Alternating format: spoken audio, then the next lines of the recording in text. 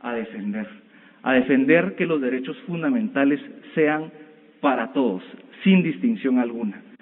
Sin embargo, como bien lo acotaba el señor presidente, existen algunas agendas que quieren imponer ideas autoritarias sobre estos valores y esta democracia. Y es por eso que el día de hoy tengo el gusto de presentar y de contar con Agustín Laje. Me permito a leer un breve extracto de su currículum porque es demasiado grande para poderlo leer todo. Agustín Laje es licenciado en Ciencias Políticas por la Universidad Católica de Córdoba, Argentina. Él ha participado como columnista en varios medios importantes de comunicación, entre ellos Forbes, y también es autor de libros muy conocidos como el libro negro de la nueva izquierda, ideología de género o subversión cultural, y cuando el relato de una farsa, respuesta a la mentira kirchnerista, 2013, ha participado en distintas conferencias a nivel internacional y es conocido también por ser un defensor férreo de la vida, la familia y la libertad. Es fundador también y director de la Fundación Centros de Estudios Libre. Sin más, agradezco y doy la palabra a Agustín Laje Arrigoni.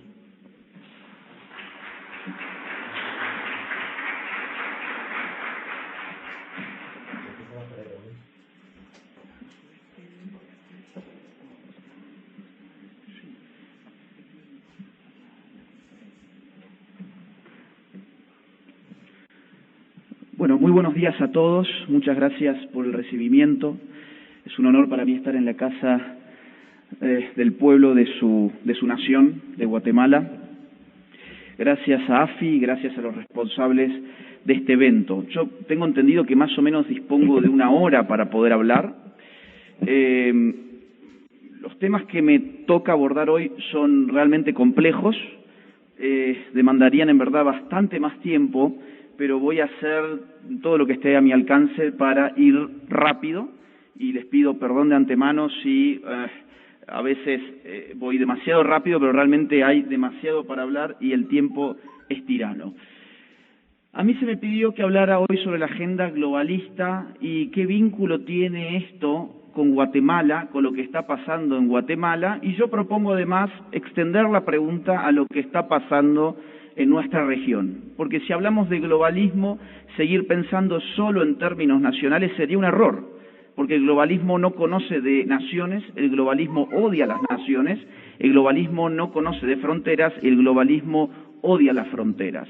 De modo que yo, por supuesto, me voy a enfocar en Guatemala, pero voy a tratar de mostrarles, además, que esta agenda es mundial, y está en ustedes, y está en nosotros, pensar que esto es una mera coincidencia, que exactamente lo mismo que está pasando en su país es lo que está pasando en el mío, que exactamente lo mismo que está pasando en mi país es lo que está pasando en Perú, que exactamente lo mismo que está pasando en Perú es lo que está pasando en Chile y que exactamente lo mismo que está pasando en Chile es lo que está pasando en México. Yo no creo que sea una coincidencia y les voy a mostrar por qué. Tengo entendido que alguien me va a ayudar con esto porque no dispongo. Gracias. Entonces yo te voy a ir indicando próxima, así me das una mano. Gracias. Próxima. Vamos a tratar de definir la agenda globalista, aunque ya el señor presidente hizo una conceptualización muy interesante y bastante precisa también, pero yo voy a tratar de definirla en función de sus demandas. Toda agenda puede definirse en función de lo que demanda. Gracias.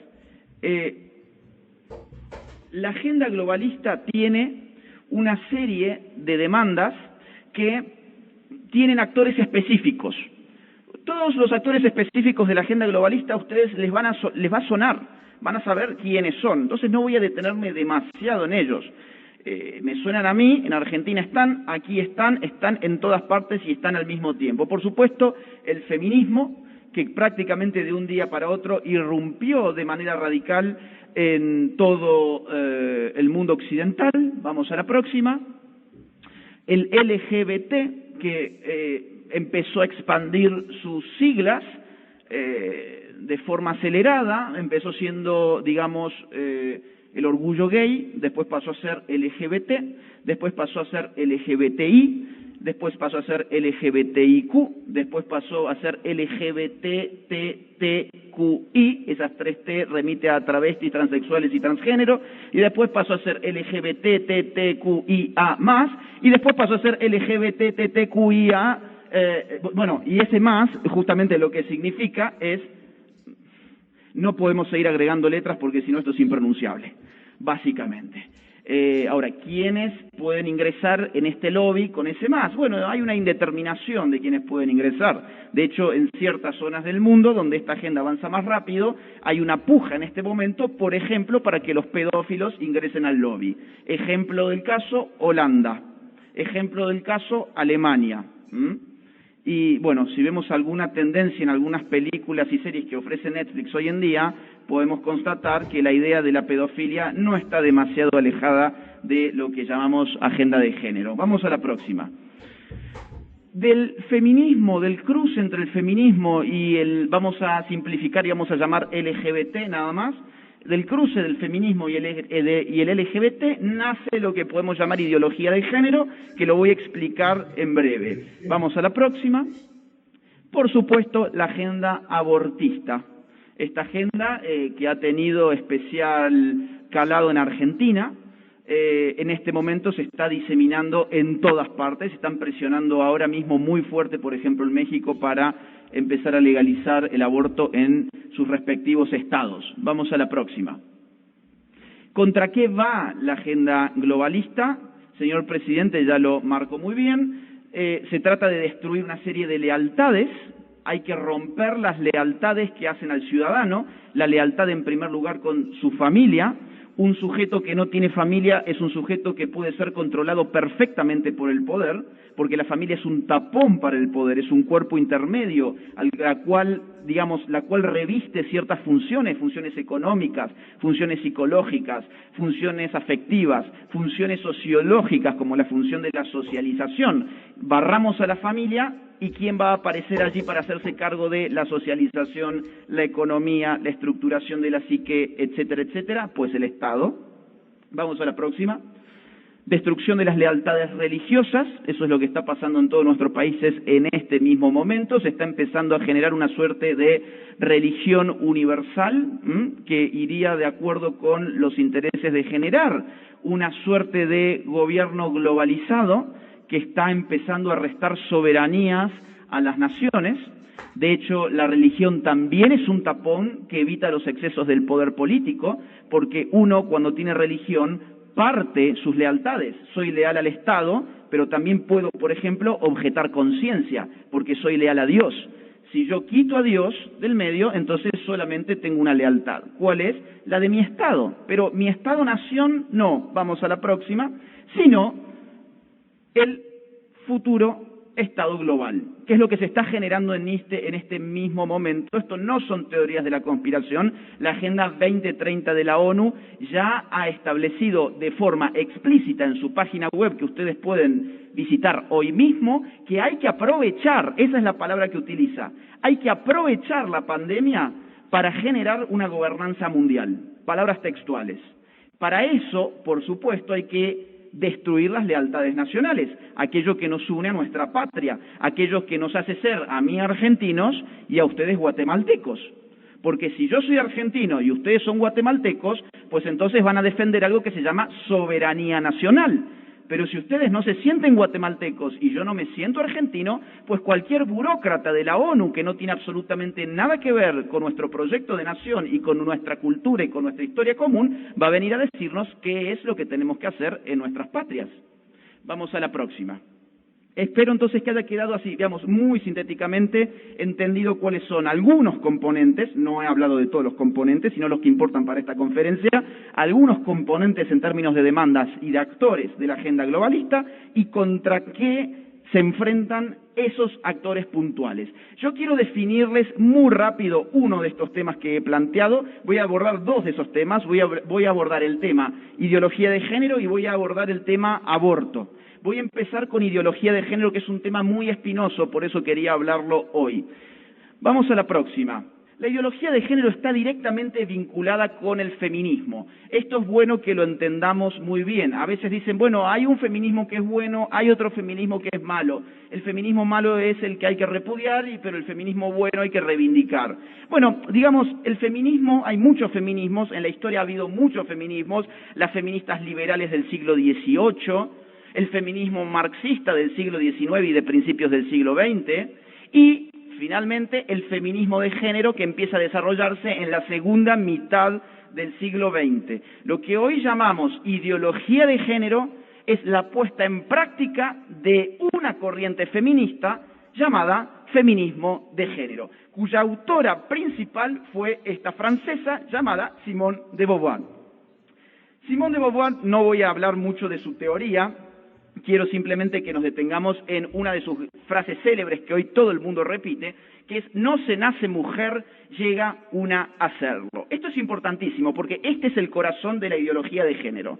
El corazón de la ideología de género consiste en establecer que nuestra sexualidad biológica no determina en ningún sentido nuestra existencia, no determina en ningún sentido nuestra identidad, que nuestra identidad y lo que somos es simplemente una construcción cultural.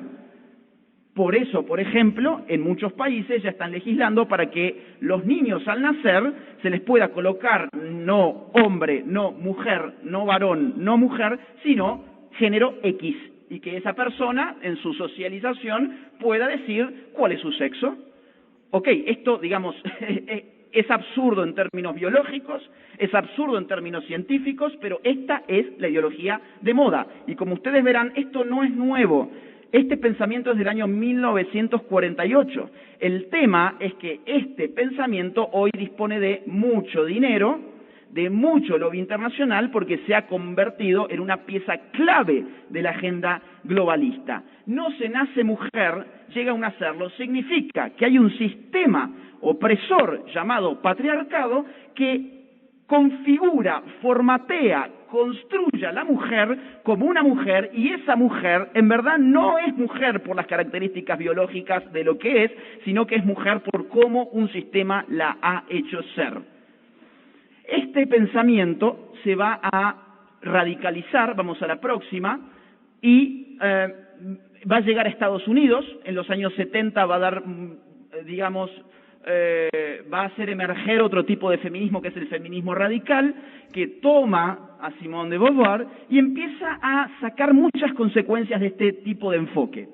Una consecuencia que llega hasta el día de hoy es la declaración o digamos, la argumentación de la feminista Kate Millett en su libro Política Sexual, año 1970, estableciendo que lo personal es político. Yo no sé si ese eslogan ha llegado ya aquí a Guatemala, pero está en prácticamente todo el mundo. Todo el feminismo hoy tiene esto como frase de cabecera. Lo personal es político, a tal punto, por ejemplo, que en Argentina han demandado políticas de subsidios menstruales, por ejemplo, políticas menstruales, porque lo personal, por ejemplo, la menstruación, es una lucha política. Ahora, esto es un gran problema, y esto el presidente lo marcó muy bien cuando usó la palabra totalitarismo. ¿Qué es el totalitarismo? Es la invasión de lo político en toda nuestra existencia. Lo personal es político. ¿Qué significa? Que toda mi existencia privada, en definitiva, reconduce mi vida hacia lo político. ¿Cuál es el órgano político por definición de un mundo moderno? El Estado. O sea que, en definitiva, el Estado ha de hacerse de mi personalidad, porque mi personalidad es una construcción política. Esto es gravísimo. Esta es la puerta que el feminismo ha abierto y la ideología de género ha abierto hacia el totalitarismo. Les pongo un ejemplo para que lo entiendan bien: la educación sexual integral, que en verdad es adoctrinamiento en ideología de género. Se le dice al padre de familia: usted no puede escoger la educación de su hijo, eso no es una función de la familia. ¿Por qué? Porque su hijo es nuestro. Lo que aprenda su hijo en el colegio concierne al político, no concierne a su padre ni a su madre. ¿Por qué? Porque lo personal es político. Vamos a la próxima. Y todo esto ya se empieza a salir del carril, empieza a radicalizarse cada vez más en los años 80. Insisto con los años porque quiero que ustedes vean que esto no es nuevo. De hecho, es bastante viejo. Tiene 40 años. Y sin embargo, parece que estamos leyendo el periódico de hoy. Monique Wittig, una francesa, dice, bueno, a ver, vamos a llevar realmente hasta sus últimas consecuencias aquello que estableció Simone de Beauvoir, no se nace mujer, llega a nacerlo, y vamos a sacar una consecuencia que es fundamental, que es que la mujer no existe. Ella es feminista, pero dice, la mujer no existe. ¿Por qué ella quiere aniquilar a la mujer como esencia? Porque necesita darse la mano con el lobby LGBT. Si aniquilamos a la mujer como sujeto del feminismo, pues el feminismo tendrá que hacerse cargo también de otras luchas identitarias. Por ejemplo, la de los transexuales, transgéneros, lesbianas, homosexuales, etcétera. Yo quiero aclarar, por si hiciera falta, que yo no tengo ningún encono personal y esto no es una crítica a la orientación sexual de una persona. Yo acá estoy hablando de filosofía y de ciencia política para mostrarles cómo esto puede conducir a una política totalitaria. Esa es la crítica, digo, para no salirnos de cuadro. Entonces, ustedes pueden decirme, bueno, a ver, me estás hablando de una filósofa de los años 80, ¿qué impacto tiene esto sobre mi vida? Es decir, los filósofos a veces dicen muchas locuras. Sí, el problema es que las ideas, cuando se las financia bien, terminan teniendo consecuencias por más locas que parezcan ser. Tanto así que esto de que la mujer no existe ya es el fundamento sobre el cual se está legislando y juzgando en la mayoría de los países occidentales. Les voy a dar algunos ejemplos muy rápidamente, vamos a la próxima, algunos ejemplos muy rápidos. Por ejemplo, en Argentina, un señor llamado Sergio cumple sus 60 años, resulta que a los 60 años una mujer en Argentina se puede jubilar, pero un hombre se jubila a los 65 años.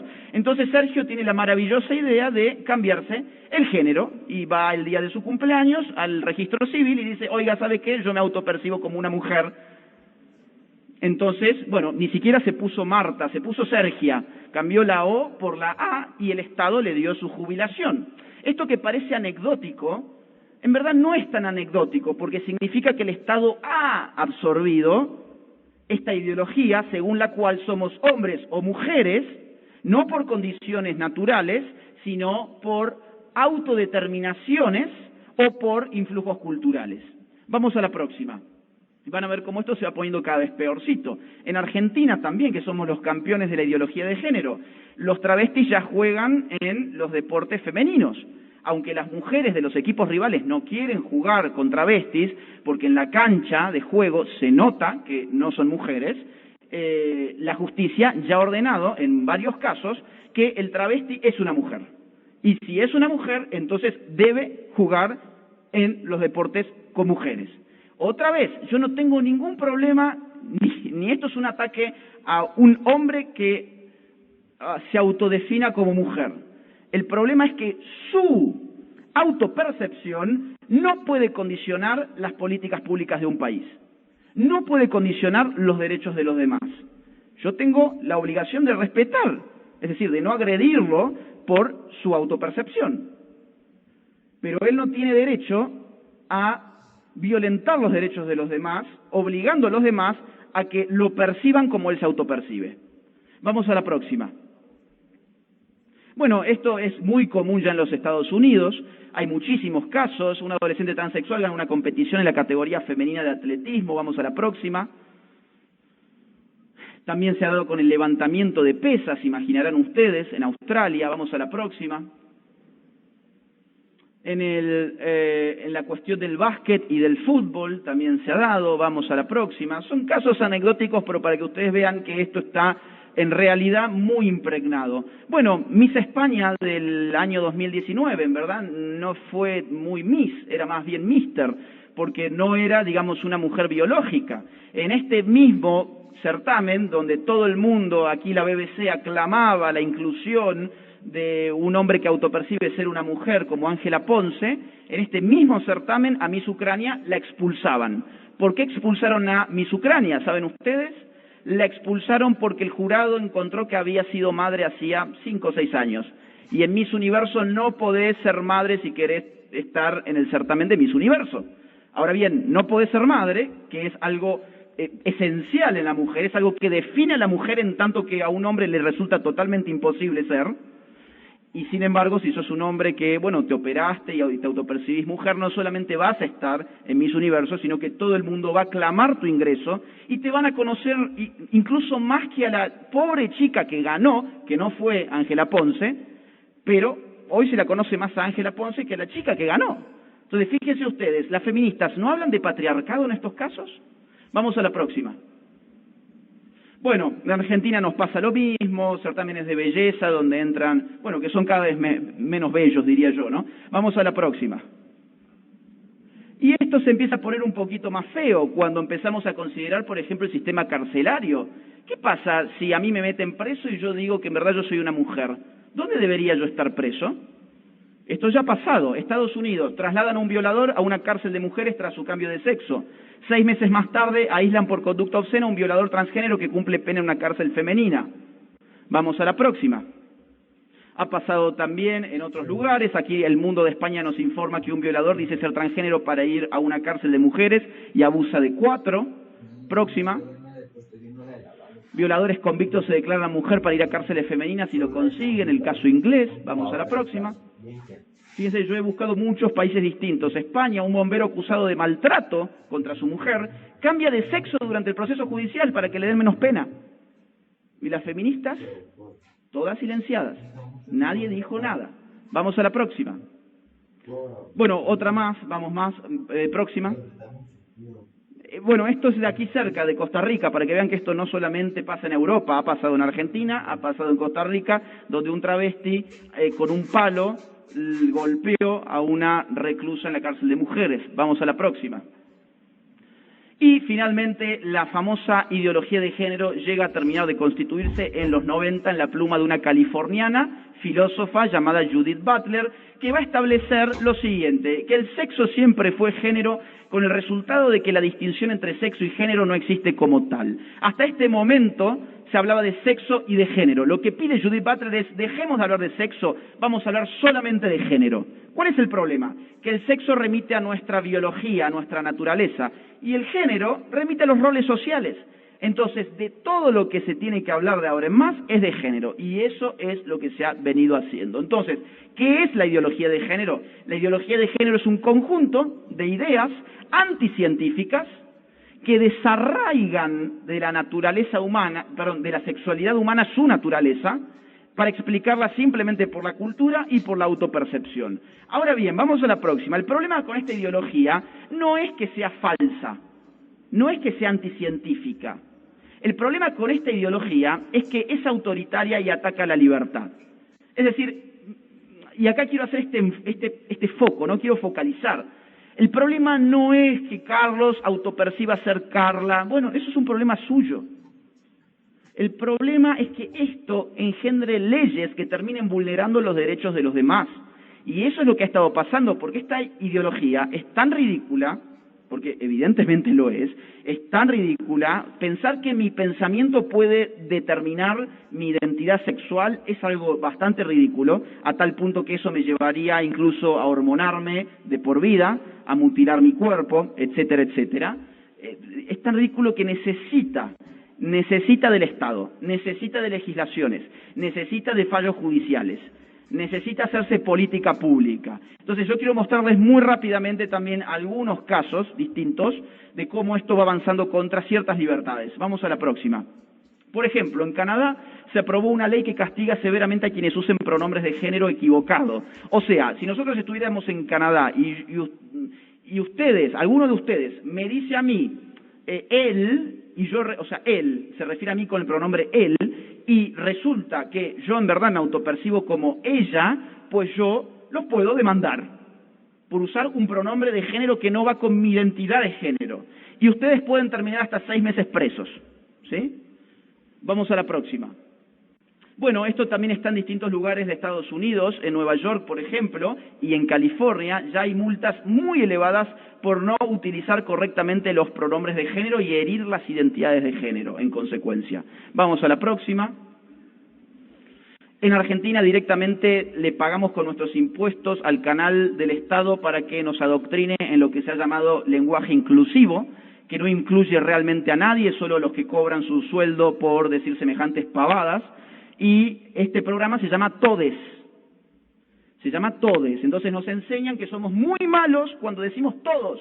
Yo hoy les dije a ustedes muchas gracias a todos. Bueno, según este programa, yo tengo un discurso de odio, yo soy homofóbico y yo soy misógino. Porque lo correcto hubiese sido cambiar la O por la E y decirle, hola a todes, estoy muy contente de estar aquí con ustedes, queridos amigues. Y ahí yo estaría cambiando el mundo, porque los estoy incluyendo. Nunca ha sido tan fácil ser una buena persona y cambiar este mundo. Simplemente había que cambiar la O y la A por la E. Y no nos dimos cuenta, en tantos milenios no nos dimos cuenta que podíamos cambiar el mundo cambiando una vocal, ¿no? Y nunca ha sido tan fácil también ser un completo tonto, ¿no? Vamos a la próxima, por favor. Bueno, en Francia estas políticas de lenguaje son corrientes. En Francia se dispuso que en los colegios públicos se reemplazaran las palabras madre y padre por las palabras paternidad 1 y paternidad 2. Ese es el odio a la familia, por ejemplo, ¿no? Que empieza a diseminarse con la modificación del lenguaje, porque con el lenguaje nosotros concebimos el mundo social. Vamos a la próxima. En Gran Bretaña se dispuso para el lenguaje médico la prohibición de decir mamá, papá, hombre o mujer. Directamente se les prohíbe a los médicos decir mamá, papá, hombre o mujer. Vamos a la próxima. Bueno, en España se prohibió un autobús que tenía una inscripción de la Asociación Hazte Oír y decía, los niños tienen pene, las niñas tienen vulva, que no te engañen. Eso fue considerado un crimen de odio en España. Un crimen de odio decir una verdad biológica. Vamos a la próxima. Pareja cristiana pagará multa de $150.000 por no hacer pastel para boda gay. Esto fue en Estados Unidos hace varios años. Una pareja homosexual que se iba a casar, porque allí se permite, quería que una pareja cristiana participara de su boda, haciendo el pastel. Y la pareja cristiana dijo, oiga, yo tengo derecho a mi libertad religiosa, que incluye la objeción de conciencia. No, eso es discurso de odio. Entonces los demandaron por $150.000 y los tuvieron 6 años batallando en la justicia. Vamos a la próxima. Por supuesto que su negocio se arruinó. Bueno, vamos más porque tengo muchos casos y no va a haber tiempo. Vamos un poquito más. Bien, pasemos a los pasos de la agenda abortista. Hablamos un poquitito ahí de ideología de género para que por lo menos quede flotando aquí una noción y que ustedes adviertan los peligros. La ideología de género no es una agenda inclusiva, eso es totalmente falso, es una agenda autoritaria porque va contra los derechos de las mayorías. Y ahora voy a pasar a lo que es la agenda abortista, ¿sí? La agenda abortista tiene una serie de pasos, vamos a la próxima. Lo primero son las causales de excepción, ¿sí? Entonces se suelen establecer 2, 3, 4 según el país, según el modelo, pero generalmente son 3 causales. Dice, no, bueno, porque en la violación debería haber aborto, cuando hay riesgo de vida de la madre debería haber aborto y cuando hay inviabilidad del feto debería haber aborto. Esto es lo que generalmente son las causales típicas. A veces hay una más, a veces hay una menos. Pero ¿qué pasa? Este es el primer paso. Cuando se legisla en ese sentido, vamos a la próxima, aparece un segundo paso, que se empieza a utilizar la causal en cuestión como legalización encubierta. Por ejemplo, la cuestión de la violación administrativamente pasa a una instancia en la que no es necesario que se inste el proceso penal, no es necesario que se impute a nadie, no es necesario que se procese a nadie, no es necesario que nadie confirme que allí hubo una violación. Y esto es importante, digo, porque ronda el mito de que la mujer no miente. El feminismo nos ha impuesto un mito, que es que la mujer no miente y a la mujer hay que creerle siempre como si fuese, no sé, digamos, una persona incapacitada ontológicamente para mentir. Y eso lo siento mucho, pero no es así. Hombres y mujeres podemos mentir. Y en Argentina se ha utilizado esto muchísimo para llevar adelante abortos. ¿Por qué? Porque entonces solamente basta tu declaración jurada Vos vas embarazada a hacerte a un médico y le decís, mire, quiero que mate a mi bebé porque fue producto de una violación. Bueno, déjeme acá su firma, la declaración jurada de que usted la han violado y vamos a hacer el aborto. Entonces, esto se empieza a usar como una trampa para que de la causal haya una suerte de legalización encubierta. Luego, lo que era el riesgo de la vida de la mujer pasa a ser riesgo de la salud integral de la mujer. Y la salud integral es un concepto de la OMS que se define como la conjunción entre salud física, mental y espiritual. Por lo tanto, según la OMS, todos nosotros, lamento informarles, estamos enfermos. Digo, yo no conozco a ninguna persona que goce de plena salud física, mental y social. Digo, el negocio de medicalizarnos daría para una conferencia aparte. Pero claro, entonces, en este caso, una mujer puede ir a su médico, ya embarazada, y decirle, bueno, mire, ¿sabe qué? Yo me estoy sintiendo muy estresada con el embarazo y estoy teniendo ansiedad. Eso ya encuadra como un riesgo a la salud integral de la mujer, porque eso calificaría como un deterioro de la salud mental. O bien, la mujer puede ir y decirle, mire, ¿sabe qué? A raíz de mi embarazo o en estas últimas semanas, yo me he peleado con mi pareja, o yo he perdido mi trabajo, o yo me he peleado con mi familia. Entonces mi salud social está condicionada. Entonces, por favor, hágame un aborto y se puede hacer. Vamos a la próxima. Tercer paso. El tercer paso ya directamente llega a la despenalización o la legalización según sea el caso. Generalmente son inicialmente de 12 semanas. Se suele considerar a los menores de edad, pero con la supervisión y autorización de los padres, y además se mete el abortismo en la educación sexual por la misma ley que despenaliza o legaliza el aborto. Vamos a la próxima. El cuarto paso es una radicalización de esto, ¿no? Se dice, no, bueno, vamos a extenderlo. ¿A cuánto? Bueno, a veces suelen ser 14, en Argentina fueron 14, en 2018 el proyecto era 12 semanas, en 2020 el proyecto fueron 14 semanas. Y a veces son incluso 24 semanas, ¿no? Y además las causales de aborto se establecen sin restricción. ¿Se acuerdan las causales, violación, etcétera? Bueno, se dice, en estos casos no hay ninguna restricción. Con lo cual, una mujer de 9 meses puede hacerse un aborto si llena una declaración jurada diciendo que ha sido violada. O puede hacerse un aborto con 9 meses de embarazo diciendo que su salud social o su salud mental está viéndose perjudicada. Vamos a la próxima. Y aquí ya las niñas pueden hacerse abortos sin el consentimiento de sus padres. Vamos a la próxima. Y el último paso de la agenda abortista es el aborto por nacimiento parcial. ¿Saben lo que es? Básicamente tenés al niño a mitad de salir y ahí le inyectás un químico letal. Ahora yo me pregunto, ¿quién quisiera abortar un niño que está saliendo del vientre? Digo, ¿qué hay en ese niño para matarlo cuando está saliendo ya totalmente formado? ¿Será que hay órganos? ¿Qué se puede comercializar de ese niño? Vamos a la próxima. Esto, digo, ya opera en ciertos lugares, ¿eh? Esto no es una elucubración teórica. Esto ya existe.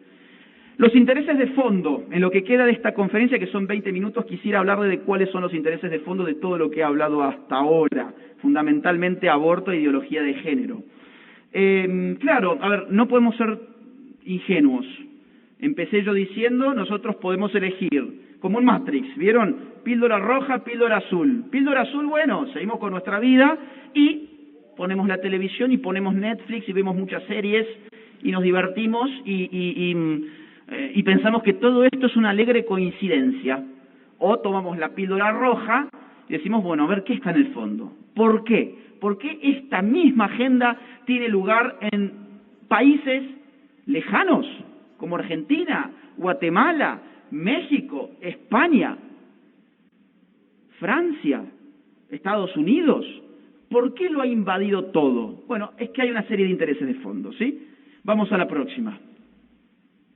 Primero que nada, el aborto como biopolítica. El aborto, y también la ideología de género, se plantean como una forma de condicionar y manipular la demografía de nuestros países. Pero vamos a ir punto por punto, vamos a la próxima. La historia del aborto, cuando uno hace una historia de las organizaciones abortistas, se va a dar con que han habido más o menos 3 o 4 discursos que han tratado de legitimar la política del aborto y el negocio del aborto, ¿sí? La primera aparición militante del aborto tuvo lugar a principios del siglo XX, principalmente en Estados Unidos, y llevó adelante lo que se podría llamar un discurso eugenésico. ¿Qué es la eugenesia? Bueno, es la tecnología a partir de la cual uno trata de manipular las configuraciones genéticas, la evolución genética de nuestra especie. Suelen ser doctrinas vinculadas al racismo, por supuesto, donde se trata de seleccionar artificialmente los genes más aptos y dejar fuera los genes menos aptos, por lo tanto, las personas más aptas y dejar fuera o aniquilar a las personas menos aptas. Vamos a la próxima. Esto apareció en el núcleo del aborto a principios del siglo XX, en la pluma de una feminista de la época llamada Margaret Sanger, que fue la fundadora de Planned Parenthood. ¿Le suena Planned Parenthood? Planned Parenthood es, digamos, la red de clínicas abortistas más exitosa del mundo, que aparece por primera vez en Estados Unidos como PPFA, Planned Parenthood Federation of America. Su mentora, su líder, fue esta señora, Margaret Sanger, ¿sí?, que dice lo siguiente: el control de la natalidad es nada más y nada menos que una ayuda para aligerar en algo el problema de los menos aptos y evitar su descendencia.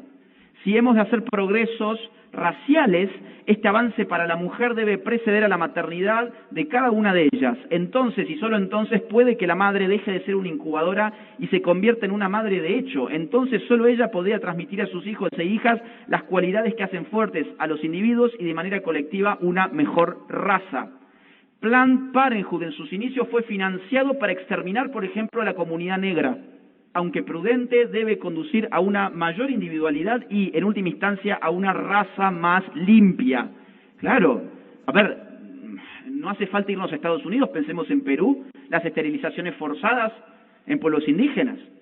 Famosa IPPF. Ustedes registren ese nombre porque ese nombre está totalmente metido en el financiamiento de organizaciones abortistas y feministas aquí en Guatemala. IPPF es la sigla que significa International Planned Parenthood Federation, o sea, Federación Internacional de Planificación Familiar. La crearon en el año 1952 en la India. Además, este sujeto, que es John David Rockefeller III, de una de las familias más importantes del mundo, como los Rockefeller. Digo, si han ido algunos y conocen las fotos de Nueva York, sabrán, por ejemplo, que ellos tienen un edificio icónico y han sido una de las familias más poderosas del mundo y han financiado esta agenda de control de la natalidad, primero con fines eugenésicos, tanto así que en el Population Council, o sea, en el Consejo de Población, pusieron a dirigirlo a un experto en eugenesia que fue Frederick Osborne. Vamos a la próxima. Hasta el día de hoy, el Population Council sigue publicando sus revistas, sigue haciendo activismo, siempre en países pobres. Siempre en países pobres quieren meter el asunto del aborto y por algo será, ¿no? Vamos a la próxima, por favor. Próxima, son ejemplos que no valen la pena ahora pararnos acá. Próxima. Bien, segundo discurso. Claro, cuando viene la Segunda Guerra Mundial y gana las potencias aliadas, se dan cuenta, no podemos seguir con un discurso eugenésico, con un discurso que hable de la raza más limpia y de la selección genética. No. Acá tenemos que empezarle a mostrar al mundo que el aborto es rentable para la sociedad. Y aparece entonces el discurso económico. Vamos a la próxima. Tanto así que Lyndon Johnson, presidente de Estados Unidos, en el año 1965, en el 20º aniversario de la ONU, en su discurso dijo lo siguiente: actuemos sobre el hecho de que menos de $5 invertidos en control de población equivale a $100 invertidos en crecimiento económico. Ustedes van a tener siempre las fuentes de lo que yo estoy citándoles ahí abajo. Suelen ser, en este caso, los Public Papers of the President, que es un documento público de los Estados Unidos oficial, ¿sí?, que registra todas las intervenciones públicas de sus presidentes. Ahora, esto es importantísimo. ¿Qué está diciendo Estados Unidos en boca de Lyndon Johnson? Está diciendo, oiga, es mucho más económico matar a sus hijos antes de que nazcan o evitar que ustedes se reproduzcan en lugar de venir y ayudarlos económicamente después cuando ya existen sus hijos. Con total impunidad, ¿eh? ¿Por qué? Porque el discurso de legitimación era un discurso económico. Vamos a la próxima. Ahora, la izquierda ya no se acuerda de estas cosas, ¿no? La izquierda antiimperialista, anti-yanqui, de esto no habla. Ellos vienen con la agenda abortista, que curiosamente es una agenda que tiene estas raíces, ¿no? En el año 1966, John David Rockefeller III, establece un documento muy importante llamado Declaración sobre Población. Fue rubricado por 30 jefes de estados. Y ese documento decía, entre otras cosas, lo siguiente: creemos que el problema de población debe ser reconocido como un elemento principal en el Plan Nacional a largo plazo si los gobiernos quieren lograr sus metas económicas y cumplir con las aspiraciones de su gente. O sea, hay que controlar la natalidad para que se cumplan las metas económicas. Vamos a la próxima. En 1967, McNamara asume la presidencia del Banco Mundial, en el 68, y dice lo siguiente: el rápido crecimiento demográfico es una de las mayores barreras que obstaculizan el crecimiento económico y el bienestar social de nuestros Estados miembros. O sea, el Banco Mundial empezó desde entonces a pedir a sus Estados miembros que reduzcan la población. Vamos a la próxima.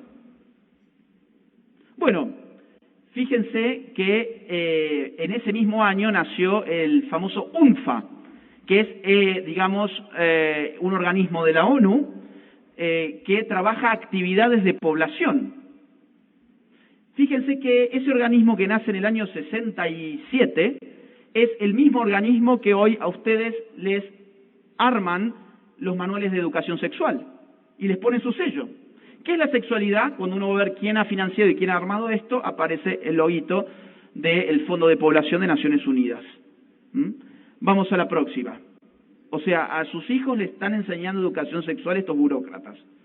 Bueno, Lyndon Johnson en el año 68 revela ante el Congreso de Estados Unidos que han incrementado en 1.650% el presupuesto desde el año 1963 que se destina a control poblacional en otros países. Además, dice lo siguiente: he pedido a la comisión que encabeza el señor John Rockefeller que estudie en profundidad la situación de la población. Le he pedido que me haga un informe. Vamos a la próxima. Ese informe no lo va a recibir Lyndon Johnson porque va a terminar su mandato, sino que lo va a recibir otro presidente. Y aquí va a empezar una tercera fase del discurso abortista, que es el discurso sanitario y de los derechos. Ya no es más un tema racial o eugenésico, ya no es más un tema económico, sino que es un tema de derechos y de salud pública. Eso es mucho más simpático, ¿no? Vamos a ver cómo se estableció. Vamos a la próxima, por favor. Bien, este informe va a llegar a Richard Nixon, presidente por entonces de los Estados Unidos. Y Nixon va a declarar públicamente lo siguiente: estoy muy impresionado por el alcance y el empuje del reciente informe del panel de la Asociación de Naciones Unidas, presidido por John Rockefeller III. Le pedí al secretario de Estado y al administrador de la Agencia para el Desarrollo Internacional, que tiene injerencia en Guatemala, les cuento, dar alta prioridad a la planificación familiar y de población. Similarmente, le estoy pidiendo a los secretarios de Comercio y Salud, Educación y Bienestar y a los directores de Cuerpo de Paz y de la Agencia de Información de los Estados Unidos que presten mucha atención al asunto de la población cuando planean operaciones en el extranjero. O sea, todo nuestro cuerpo internacional va a tener que prestarle atención a la cuestión de la demografía y de la reproducción de los seres humanos en otros países cuando Estados Unidos planee operaciones en el extranjero. Vamos a la próxima, por favor. 1972 se publica entonces el famoso informe Comisión de Crecimiento Poblacional y el Futuro de Norteamérica, que preside John Rockefeller III. Este sujeto está metido siempre, fíjense ustedes, en todas. Y ese informe dice lo siguiente: creemos que el aborto no debe considerarse un sustituto del control de la natalidad, sino más bien como un elemento de un sistema integral de la atención a la salud materno-infantil. Acá aparece, fíjense ustedes, la cuestión de que el aborto es salud. Ahora, tienen la caradurez, diríamos en Argentina, de decir la salud materno-infantil. El aborto acaba con el infante, lo descuartiza, lo aspira, lo revienta y lo tira en una bolsa de desechos patológicos. Pero bueno, acá ya se empieza a presentar como el aborto una opción de salud materno-infantil. Vamos a la próxima. Bueno, él dice que para esto hay que apuntar a una nueva ética universal, lo que hablábamos hace un rato, que apunte hacia el desarrollo de un principio ético básico de que solo los niños deseados son traídos al mundo. ¿No es acaso este uno de los eslogans más importantes del abortismo contemporáneo? ¿No nos están diciendo la maternidad será deseada o no será? ¿No nos están diciendo yo tengo que decidir si yo quiero ser madre o no? Cuando la realidad es que tras el embarazo, lo que una mujer en todo caso puede decidir es si sigue siendo madre de un niño vivo o si sigue siendo madre pero de un niño muerto. Eso es lo que se decide en el aborto. No se decide si una va a ser madre o no. Se decide si vas a matar a tu hijo o no lo vas a matar. Vamos a la próxima. Pero fíjense, todo esto es muy viejo. Y esto no lo han creado las feministas que piensan estar haciendo una revolución. Esto lo ha creado un poder, el poder mundial, que en ese momento estaba con su sede en Estados Unidos. En 1973 ya se legaliza el aborto en Estados Unidos con el famoso fallo Roe versus Wade. En 1974 entra la ONU de lleno a esta lucha y establece la Conferencia Internacional de Población y Desarrollo. Pero y aquí se establece el derecho de las personas a determinar de forma libre, de manera informada y responsable, el número y espaciamiento de sus niños. Eso pasa a ser un derecho, ya no es porque nos va a hacer más ricos, ni porque va a hacernos una mejor raza, sino porque es un derecho humano. Es un derecho humano, va a decir la ONU. Ahora, esta conferencia falló estrepitosamente. ¿Por qué? Porque los países, llamados en ese momento del tercer mundo, se levantaron acusando imperialismo demográfico y cultural. Dijeron, no, nosotros no tenemos por qué meternos en las familias para hacerlas abortar, o para estarles imponiendo la idea de que el aborto es algo fabuloso para que ustedes cumplan con planes demográficos mundiales. Entonces, esto falló. Vamos a la próxima. Y a partir de este fallo, aparece en Estados Unidos un informe secreto, clasificado, llamado coloquialmente el informe Kissinger. Su nombre técnico es el Memo 200. ¿Ok? Es un informe que el secretario de Estado de entonces, Henry Kissinger, eleva al presidente de los Estados Unidos, Richard Nixon, y al jefe de la CIA y de la AID. Este informe fue secreto hasta el año, si mal no recuerdo, 89, perdón, ahí tengo la fecha, 89, que se desclasificó por leyes de transparencia pública, ¿sí? No es que yo lo tengo porque yo haya hackeado algo, ustedes lo pueden acceder y lo pueden leer también. Ahora, esto es realmente impresionante, porque este informe va a decir que la política poblacional es importante, el control de la demografía en los países subdesarrollados es importante para las políticas económicas de Estados Unidos. ¿Por qué motivo? Por varios motivos. Recursos. Claro, más población, más consume recursos, y queremos los recursos para nosotros. Vamos a la próxima. Además, migración, más gente en países subdesarrollados, más presiones migratorias hacia los países ricos. Además, contaminación, la agenda verde. Más personas, más consumo, más desechos. Además, los países pobres no tienen esas plantas de reciclaje y energías limpias. Con lo cual, bueno, por lo menos que maten a sus hijos, así son menos, para que no nos estropeen los lagos, para que después vayamos con nuestros yates ahí a pasarla bien, ¿no? Entonces, vamos a pasar más... Bueno, acá están todas las disposiciones, que no quiero perder mucho tiempo con esto porque no tengo mucho tiempo.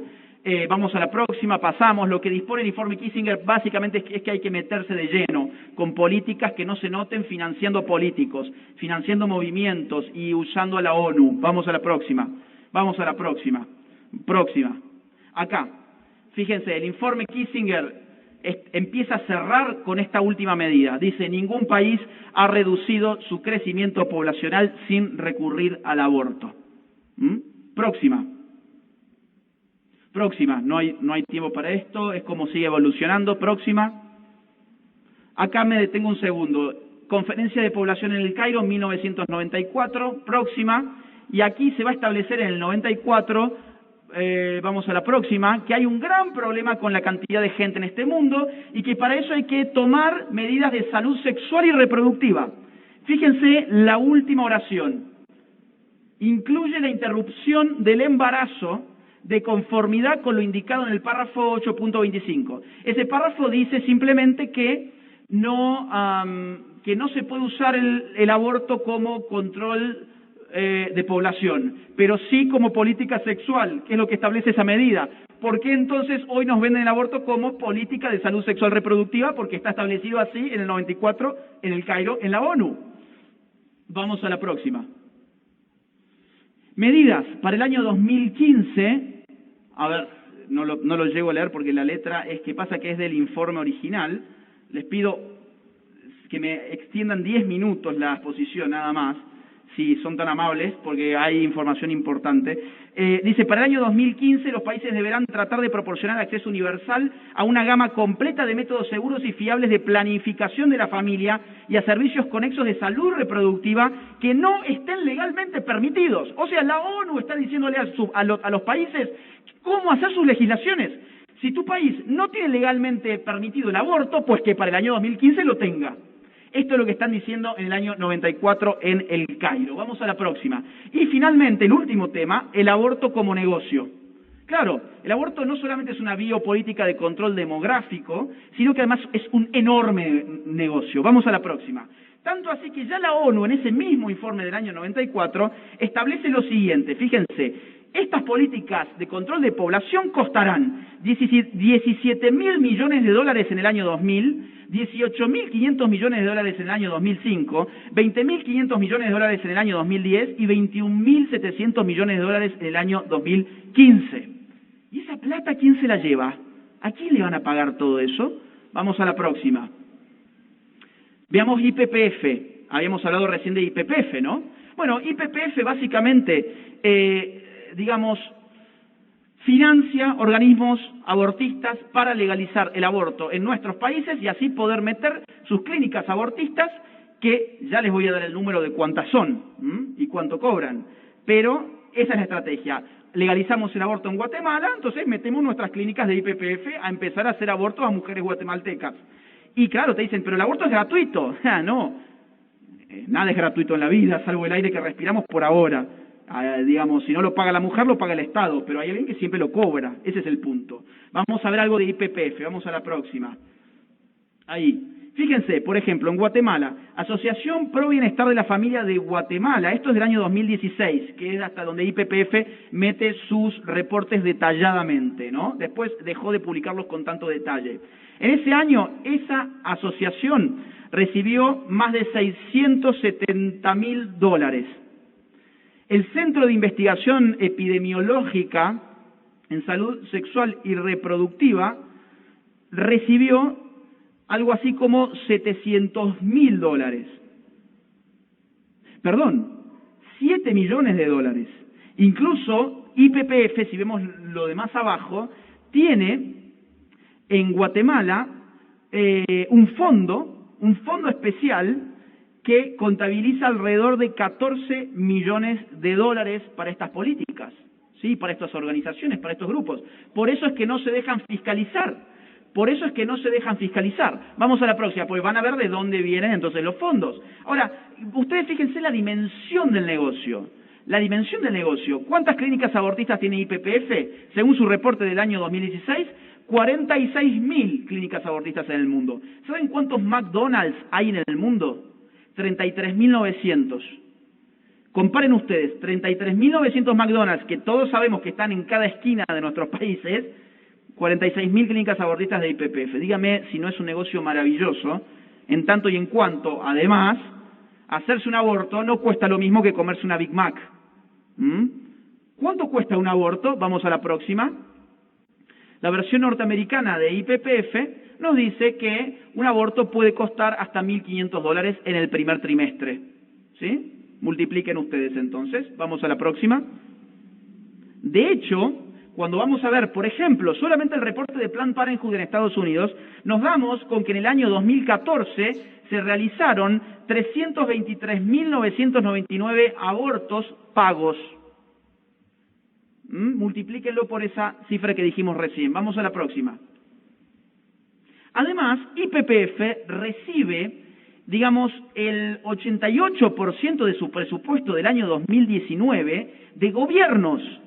Hay gobiernos financiando YPF para que YPF a su vez financie organizaciones abortistas en otros países. Vamos a la próxima. Por ejemplo, ¿cuáles son esos países? Bueno, Australia, China, Dinamarca, Finlandia, Alemania, Japón, Corea del Sur, Malasia, Holanda, Nueva Zelanda, Noruega, Suecia, Suiza, Tailandia y ahora va a volver a ser, por supuesto, Estados Unidos.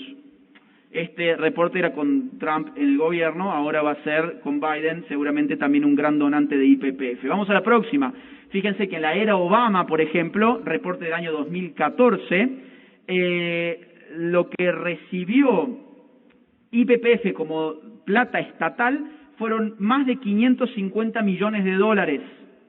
Más de 550 millones de dólares recibió PPFA en Estados Unidos. Próxima. Ahora, ¿qué tiene que ver todo esto con ustedes? Bueno, que ustedes tienen organizaciones que ellas declaran públicamente incluso que la financia Planned Parenthood. Por ejemplo, acá tenemos esta organización, AME Guatemala, donde cuando vamos a ver sus donantes, nos encontramos con Planned Parenthood, como uno de los principales donantes además. Figura primero, próxima. Cuando vamos a ver Mujeres Transformando el Mundo, de aquí también, fíjense en los donantes. Aparece Planned Parenthood, aparece la ONU, aparece Oxfam de Gran Bretaña, etcétera. Vamos a la próxima. Ya estoy cerrando. Por ejemplo, Go Joven Internacional, que tiene aquí también su establecimiento. Encontramos acá que el Banco Mundial, por ejemplo, lo está financiando. ¿Se acuerdan que hablamos del año 68, el Banco Mundial, etcétera? Bueno, el Banco Mundial financia a estos jóvenes en Guatemala. Vamos a la próxima. Nómada, que, bueno, tengo entendido que es un medio que ha tenido algunos problemas por acusos de acoso sexual y, bueno, estas cosas, ¿no? Y cuando vamos a ver cómo definen a nuestros amigos, dice así: Nómada es posible gracias a periodistas, lectores y socios, pero también a fundaciones sin ánimo de lucro. Ford Foundation, Open Society Foundation, NED, Planned Parenthood, Free Press Unlimited, IVOS y Oxfam. Fíjense, ahí aparece la de Soros, que no he hablado hoy de esto, pero Open Society Foundation es la fundación de George Soros que está detrás de toda esta agenda, quizás como la cara más visible. Próxima, ya cierro. Y, obviamente, en APROFAM, que ya lo habíamos visto en la plantilla de Planned Parenthood, dice aliados estratégicos, Estados Unidos de América a través de la agencia USAID. ¿Quién hablaba de la agenda USAID? Rockefeller y el informe Kissinger, que había que usar USAID para meter estas políticas. Fundación Bergstrom, Fundación Packard, Proyecto Levantemos e YPF. Y aclara, además, le da una sección especial a YPF y dice, desde 1969 APROFAM forma parte de YPF. Además, APROFAM ha sido acreditada por YPF en el 2011 y 2017 al cumplir con los estándares de calidad y liderazgo en salud sexual y reproductiva. Bueno, digamos, hay mucha más información. Yo hice un pincelado nomás con todo esto para que vean que esto no es ajeno a ustedes, pero tampoco es exclusivo de ustedes. Y que tenemos que empezar a unirnos para detener esta agenda que va contra la vida, contra la familia y contra la libertad. Muchas gracias.